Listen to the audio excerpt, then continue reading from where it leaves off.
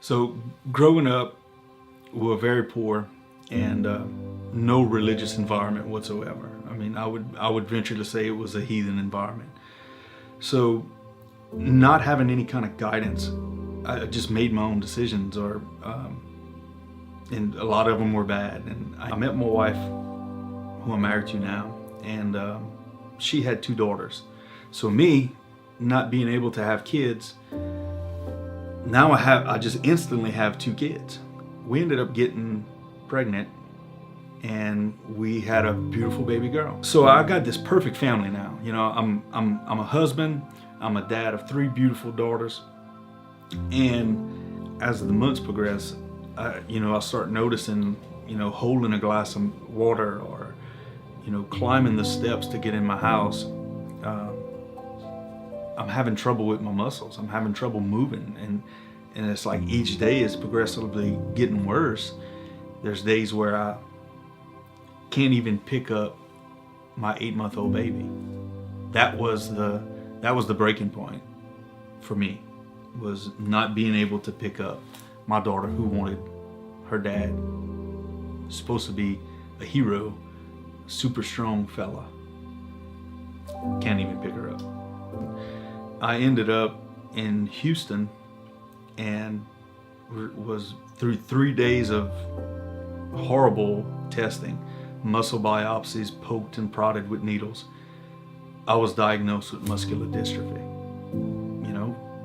I'm scared, trying to figure out how I work in construction, so I'm figuring how am I gonna, hold things and operate equipment and do things when I some days can't even walk.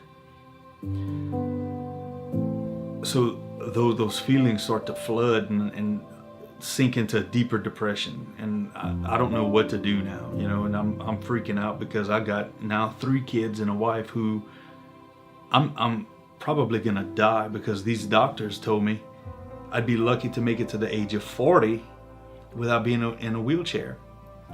One night, in the suffering muscle cramps, my wife was up massaging my legs, trying to just relieve the pain, and on the TV, we sleep with the TV on, it was Joel Osteen, and he was talking about marriage. I thought it was great, great motivational speaker to me, and man, this is just what I needed to hear. So my wife and I went to a Joel Osteen Night of Hope, which is basically a humongous church service. Barely can walk into the Smoothie King Center. Sat down, listened to the worship music, which I thought was great, being a musician. Listened to all the stories that Joel and other pastors there were talking about. And at the end of the night, my wife and I both decided to stand up and give our lives to Christ. That was December 5th, 2014. January 19th of 2015.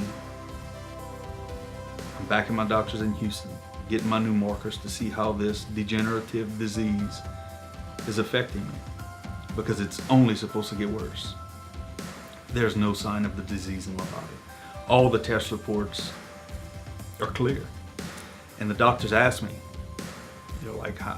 what have you changed? And I said, you really want to know? He said, I really want to know. I said, I committed my life to Christ. That's it. And I had my Bible on the bed, and he said, Jacob, the only thing that could explain what happened to you is in that book on that bed. So they had me sign my case over to Baylor University to study it and see if they could figure out what happened. And this doctor told me, you're never going to get a call from Baylor saying what happened, because this is a miracle. This is from God. It took all of that for me to meet Christ. It literally took him taking my legs from me and my arms and being able to move for me to turn to him. And it was the greatest thing I've ever done.